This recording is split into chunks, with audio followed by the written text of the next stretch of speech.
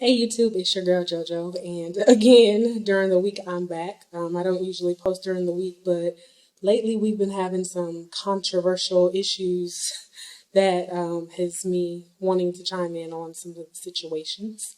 So I am here. I want to talk a little bit about the Cincinnati Zoo incident and the killing of the gorilla, the 17-year-old gorilla Harambe. So, of course, I have watched all of the footage. I've been reading tons of articles, especially the Twitter remarks. And it is just despicable. Like, I am so disgusted by the the way that people have handled the situation on Twitter, telling the woman that she's a lazy, a dummy, a stupid bee. I'll just link some of the comments here.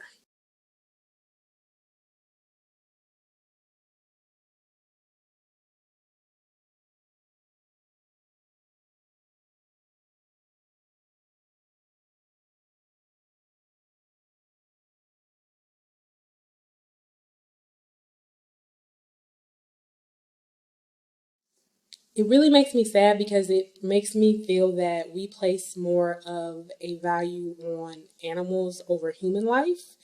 And I am very saddened that the gorilla, had to die. I asked too, like, well, why couldn't they tranquilize him? Why did they have to kill him?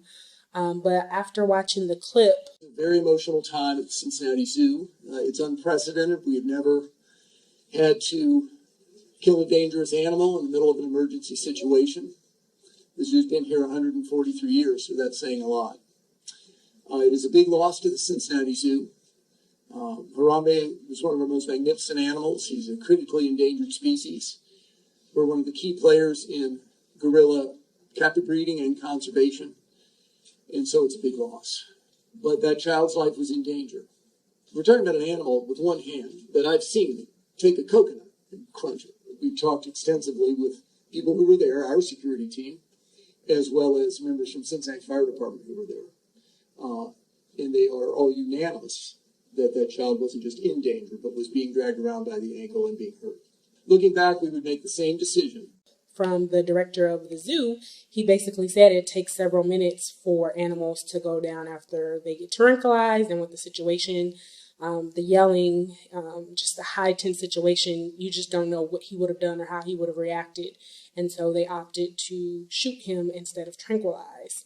And then that made sense to me because as a mother, had that been my child, I would want them to do whatever would be best to protect my child. So let's talk about the mom aspect of this because people are going in on her. And I just think, again, we need to be praying for her in this situation. And we should be praying for people and stop being so judgmental. We are the most judgmental society. And it's like accidents happen, guys. Accidents happen. There are times, I only have one kid. And apparently she had several. So I can only imagine how she's trying to, contain all of her children. The little boy had said repeatedly that he wanted to go in the water, and she said, no, you won't.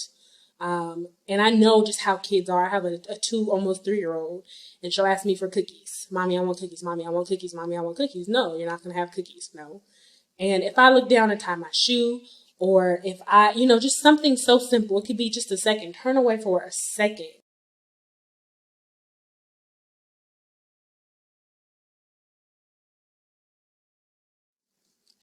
It doesn't say that she was on her phone. It doesn't say that she was, doing something that she shouldn't have been doing.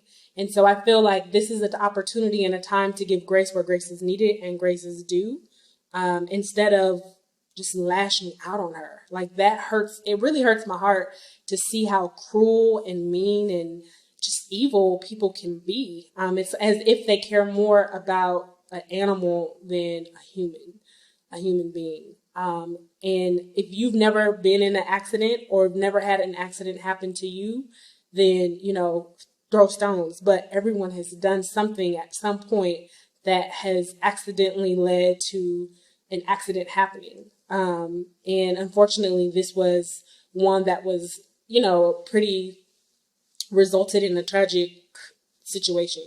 But that kid is going to be traumatized for the rest of his life. He's going to be traumatized. He'll never not, be afraid of a gorilla in his life.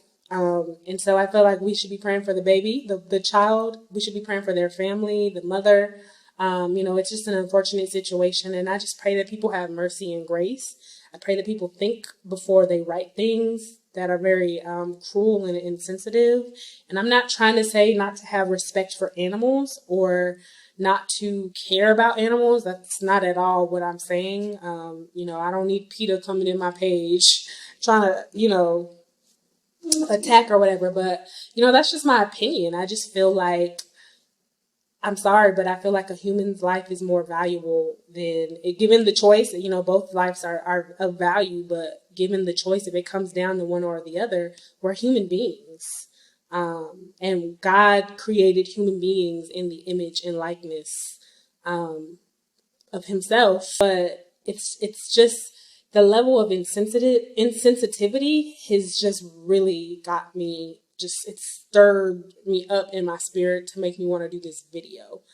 I also saw a article that said that they were going to do a police investigation and try to charge the family for child negligence. And then this really got me upset because this happened 30 years ago, where a white man was holding his son up on his shoulders and he accidentally slipped and the boy fell into the gorilla den or moat. On this Sunday afternoon, one of the main attractions at Jersey's Wildlife Preservation Air Gorilla Complex had its usual collection of visitors. They'd watched in horror as a 5-year-old boy fell into the compound and gorilla immediately stood guard over the unconscious boy. Van Merritt, who was transferred to the Southampton General's Neurological Unit today, he was on holiday on the island with his other children.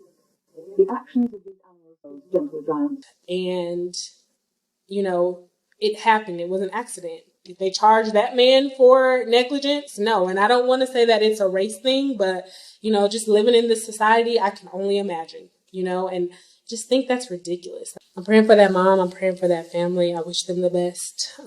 Feel free to leave your comments below, and I will see you in the next video. Peace and love.